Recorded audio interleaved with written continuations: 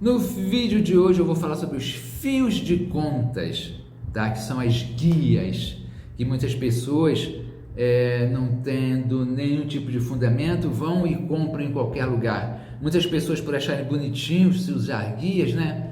Vão na casa de Umbanda ou mesmo, né, em feiras, festivais de música de Umbanda, acontece de ter as pessoas vendendo guias e tal. E muitas pessoas, por acharem bonito, simplesmente compram uma guia e botam no pescoço. Às vezes comprou e botou no pescoço, sem saber que tem que fazer uma limpeza, que tem que fazer alguns cuidados, tá? Mas vamos lá. Os fios de contas ou guias são talismãs ou patuais que dão proteção quando consagradas e cruzadas dentro dos rituais e preceitos, pois servirão de elementos protetores e mágicos que serão utilizados pelos nossos guias espirituais. O procedimento correto é se lavar as contas em água corrente antes do preparo das guias e depois com o amaci contendo as ervas do orixá correspondente para que seja purificada por pelo menos 24 horas.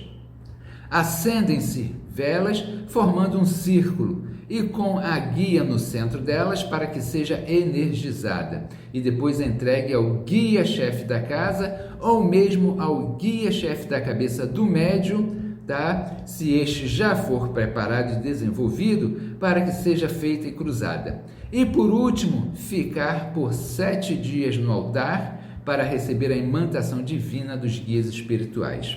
Este ritual, sendo realizado com firmeza, traz 100% de poder aos fios de contas. As guias que são apenas lavadas e cruzadas têm apenas 10% do poder que deveriam ter. Os colares ou as guias são pedidos pelas entidades espirituais de cada médium, bem como as cores que farão parte delas. As guias dos orixás costumam ser apenas de uma cor, com exceção as de Obaloaê e Omulu, que é preto e branco para Obaloaê, tá? E preto, branco e vermelho para Omulu. Nanã é branco e lilás. Para as Exus e Pombagiras é preto e vermelho, sendo que dependendo do trabalho ou caminho daquela entidade, pode conter ainda uma cor branca, que indicará de onde vem aquela entidade. Em termos de Brasil, não existe uma padronização, pois pode haver uma pequena variação de tonalidades de cores entre um estado e outro. O quelé não deve ser utilizado por umbandistas, pois é de uso privativo do candomblé. Trata-se de um colar curto, preparado com pedras e mais grosso que o normal, que indica que a pessoa é iniciada nos orixás. Tá? Hoje em dia, gente, eu estou dentro da Umbanda desde 1982, 83. Tá? Então a gente vê por aí tanta coisa absurda dentro dos rituais de Umbanda, tanta mistureba, tantas coisas que trazem, que não fazem parte da religião de Umbanda, mas que trazem de outras religiões, né, de candomblé, de nações de candomblé, e trazem para Umbanda. Como a gente vê aí muitas guias, mas muitas guias. Tá? Tem gente que está dentro de Umbanda, mas parece um mostruário de guias, tá? Do que propriamente um médium que está usando alguma guia. Tem gente que usa guia de tudo que é cor, de tudo que é jeito. Usam as guias de candomblé dentro da Umbanda, coisa que é completamente errada. Mas se essas pessoas acham bonitos, quem sou eu para falar alguma coisa, né? Mas eu falo isso porque eu sou da antiga, sou do tempo antigo, onde as guias de Umbanda eram feitas de contas. Era um fio somente, não era aquele monte de fios de conta, entrelaçados entre si, amarrados com contas, né? E fica aquelas correntes brabas, grossas, pesadas. E agora é um tal de botarem virada para a esquerda, para a direita, né? Isso aí falam que é para ver, o zelador usa de uma maneira, pai pequeno usa de outra, tá? Mas sei lá, bom, isso aí não me interessa, nem o que interessa aqui para a gente é passar algum tipo de conhecimento sério, tá? Bom, as cores das contas.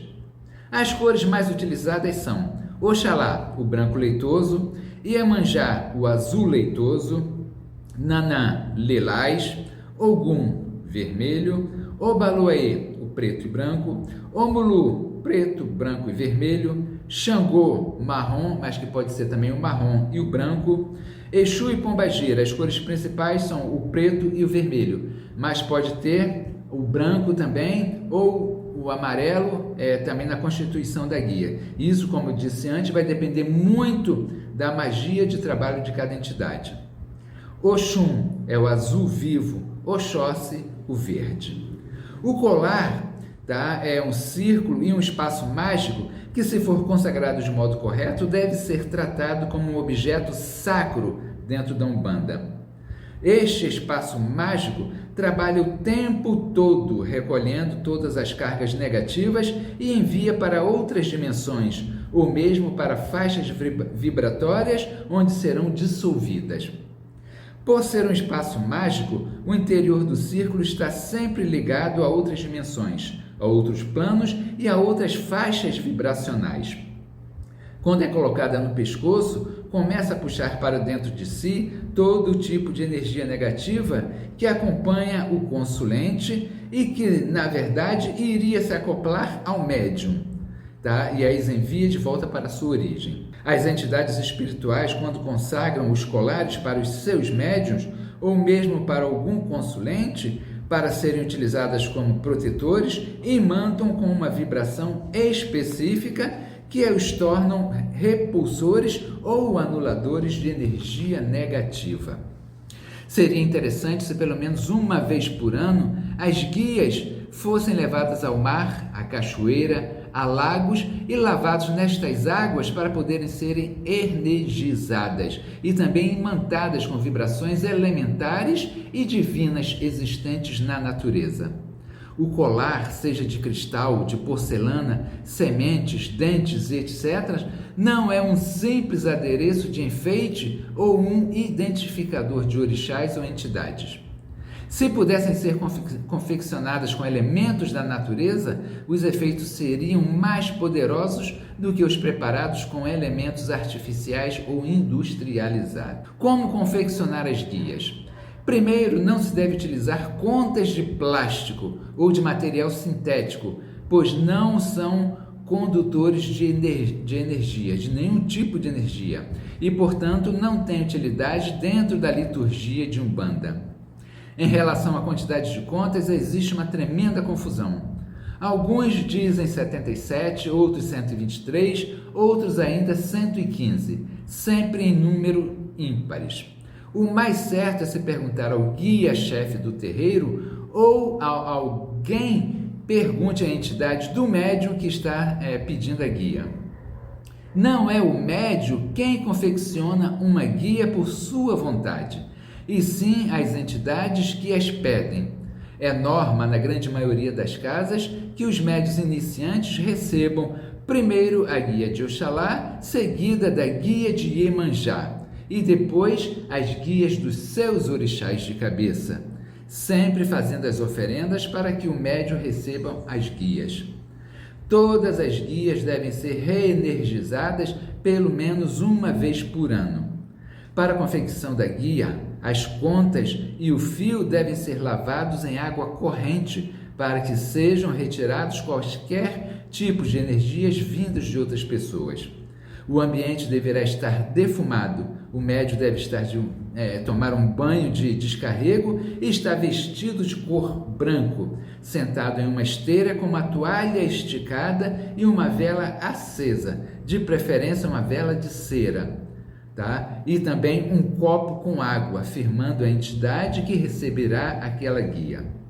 O médium passará o fio de contas cantando baixinho um ponto da entidade e pedindo que imante aquela guia com a sua energia. Fechar a guia com uma firma e dar 7 nós. Cortar o fio com a chama da vela e não com tesouras ou canivetes ou facas, como muitos fazem. A guia irá então para o amaci por pelo menos 24 horas e depois ir direto para o pescoço do médium. Embora seja o médium que usará as guias, elas pertencem aos orixás e às entidades. Por isso, alguns cuidados devem ser tomados, como não usá-las fora do terreiro, tá? Não usar quando for ao banheiro, não devem ficar guardadas em sacolinhas ou em armários. Outras pessoas não devem sequer pegar em suas guias, muito menos usá-las. Para outra pessoa manusear as suas guias somente com a ordem de uma entidade chefe da casa ou da própria entidade espiritual. Um médium jamais deverá colocar uma guia no pescoço sem autorização do zelador ou da entidade chefe do terreiro. Isso poderá atrair demandas com as suas próprias entidades. Quando um fio de contas se quebra, deve-se recolher todas as contas que foram ao chão e despachá-las de acordo com a recomendação da entidade chefe do terreiro ou do seu próprio guia espirituais. Essas contas nunca devem ser reutilizadas para fazer uma nova guia. Tá? Nunca se reaproveita. Para se confeccionar a nova guia, o médium deverá perguntar à entidade chefe do terreiro quais os procedimentos a serem tomados. Tá bom? Então é isso aí, gente. Como podemos ver, guia não é brincadeira. Tá? Igual como chega no carnaval, né?